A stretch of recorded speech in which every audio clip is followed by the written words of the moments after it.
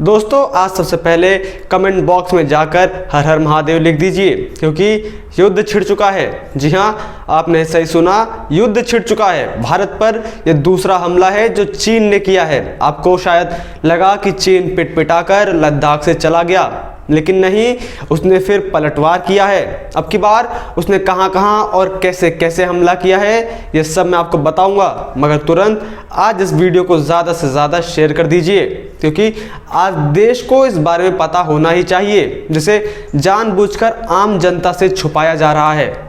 दरअसल सबसे पहले पिछले साल चीन ने हम पर दो तरफा हमला किया था। एक तो उसने गलवान में हमला किया था, साथ ही दूसरा हमला उसने अपने दुश्मनों पर एक साथ कोरोना से किया था, और इस लड़ाई में भारत विजयी रहा था। मगर इस पर भारत की बहुत सारी ताकत खत्म हो गई थी, और क्योंकि चीन तो पूरी तैयारी से बैठा था, इसलिए उसने सर्दियों के बीतने का इंतजार किया और उसके पश्चात भारत पर दूसरा हमला कर दिया।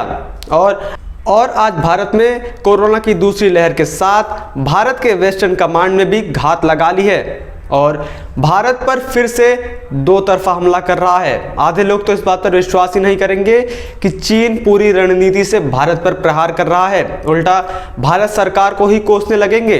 दरअसल चीन अपनी हरकतों से बाज नहीं आ रहा है। लद्दाख के पैंगोंग झील इलाके से सैनिकों की वापसी पर सहमति जताने के बाद अब उसने दूसरे इलाकों में मोर्चा संभाल लिया है। बीजिंग ने वेस्टर्न थिएटर कमांड में रॉकेट लॉन्चरों की तैनाती की है।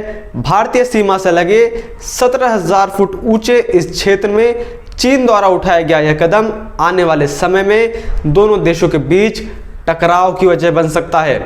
बता दें कि काफी समय तक चले इस सीमा विवाद को हल करने के लिए चीन ने हाल ही में सहमति दर्शाई थी, जिसके तहत दोनों देशों ने अपने सैनिकों की वापसी का फैसला लिया था। हिंदुस्तान ने चीनी सेना के आधिकारिक समाचार पत्र के हवाले से बताया है कि चीनी सेना की आर्टिलरी ब्रिगेड की समुद्र तल से 5200 मीटर ऊंचाई पर तैनात की गई है। यह तैनाती विगर मुस्लिम बहुल राज्य शिनजियांग में की गई है, लेकिन इसकी सटीक लोकेशन के बारे में कोई जानकारी नहीं है। हालांकि इतना जरूर कहा गया है कि बर्फीले और ऊंचे पहाड़ों के बीच यह जगह स्थित है।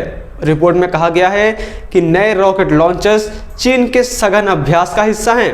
इन्हें चीनी सेना में 2019 में शामिल किया गया था। वहीं हांगकांग के साथ साउथ चाइना मॉर्निंग पोस्ट ने अपनी रिपोर्ट में कहा है कि पीएलए दिल्ली ने इन हथियारों की फायरिंग रेंज का खुलासा नहीं किया है, मगर इसका जिक्र जरूर किया है कि यह सिस्टम लॉन्ग रेंज रॉकेट का है, जो 12 इंच या उससे बड़े रॉकेट्स ले जा सकता है।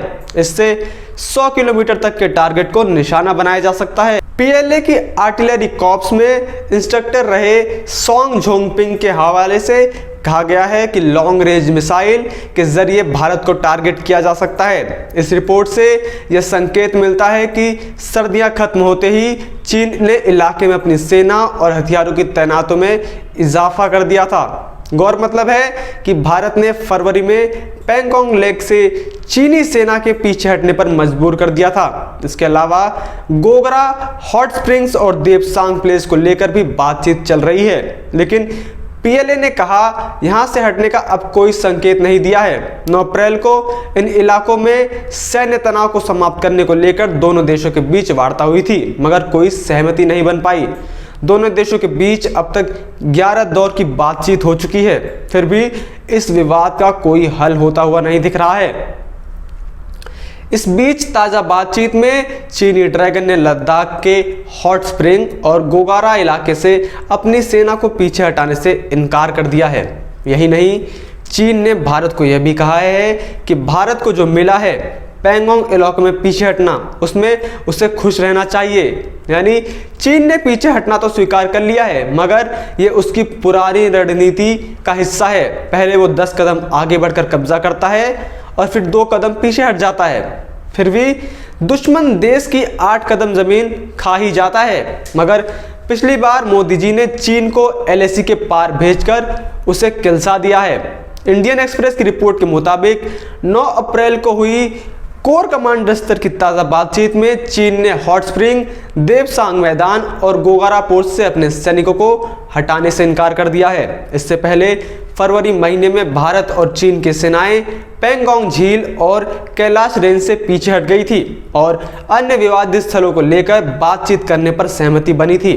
उच्च पदस्थ भारतीय सूत्रों के मुताबिक चीन ने पहले हॉट स्प्रिंग के पेट्रोलिंग पॉइंट 15 और PP-17 और आगरा पोस्ट से पीछे हटने पर सहमति जताई थी, लेकिन बाद में अब उसने पीछे हटने से इनकार कर दिया है। चीन ने कहा है कि भारत को उससे खुश होना चाहिए जो उसने हासिल किया है।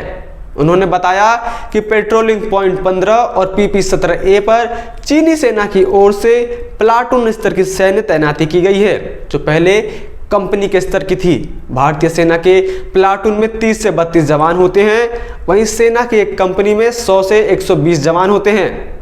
सूत्र ने कहा कि इस इलाके में आने जाने के लिए रोड की जरूरत नहीं है, वे बहुत जल्द ही आ जाते हैं और इस समय में वो भारतीय क्षेत्र में काफी अंदर तक घुस चुके हैं। उन्होंने यह भी कहा कि पिछले 2 से 3 साल में भारत कभी भी पैंगोंग झील के फिंगर 8 तक नहीं पहुंच सका है। उन्होंने कहा कि देपसांग में भारतीय सेना अपने परंपरागत गश्त वाले इलाके तक वर्ष 2013 से अब तक नहीं पहुंच सकी है। चीनी सैनिक भारतीय सैनिकों को गश्त करने से लगातार रोक रहे हैं, लेकिन इस बार कहानी अलग है। हमारे सैनिक पहले से ही इन इलाकों में पिछले 1 साल से मौजूद हैं। 7 राफेल जेट समेत Su-30 MKI, MiG-29, MiG-21 समेत बोफोर्स तोपें, होवित्जर गन और रुद्र और अपाचे अटैक हेलीकॉप्टर मौजूद हैं, जिसके चलते चीन फिर से भारत के इलाकों पर कब्जा करने की ये नामुमकिन कोशिश कर रहा है। इसी के चलते चीनी ड्रैगन की दम में आग लगी हुई है।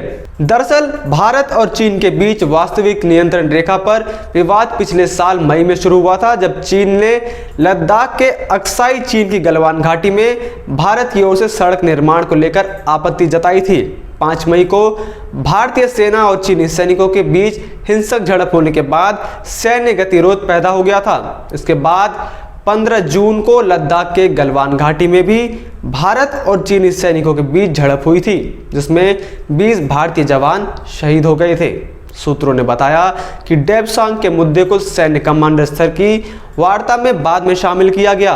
पूरे विवाद के दौरान देपसांग में कुछ नहीं हुआ। यहाँ चीनी सैनिक आते हैं और पेट्रोलिंग के हमारे रास्ते में बाधा बनते हैं। अब वक्त आ गया है कि चीन को उसकी हरकतों का मुंहतोड़ जवाब दिया जाए। बाकी आपकी इस बारे में क्या राय है, आप कमेंट बॉक्स में ज़रूर बताएं। इतना ही नहीं, अगर आपने हमारे चैनल को अब तक सब्सक्राइब नहीं किया है तो उसे सब्सक्राइब कर दीजिए। उसके साथ ही बेल आइकन को भी दबाना मत भूलिएगा, ताकि हम जब भी कोई नई वीडियो डालें तो आप तक उसकी नोटिफिकेशन पहुंचे। इसके साथ ही आप यह वीडियो अपने दोस्तों में ज़्यादा से ज़्यादा शेयर करें, ताकि सभी लोगों को इस बारे में जानकारी मिल सके। साथ ही देश दुनिया की तमाम बड़ी खबरों से जुड़े रहने के लिए देखते रहिए नमो भारत न्यूज़। जय हिंद, जय भारत। वीडियो को लाइक, सब्सक्राइब और शेयर करना ना भूलें। अपने विचारों को कमेंट बॉक्स में लिखकर हम तक जरूर पहुंचाइए।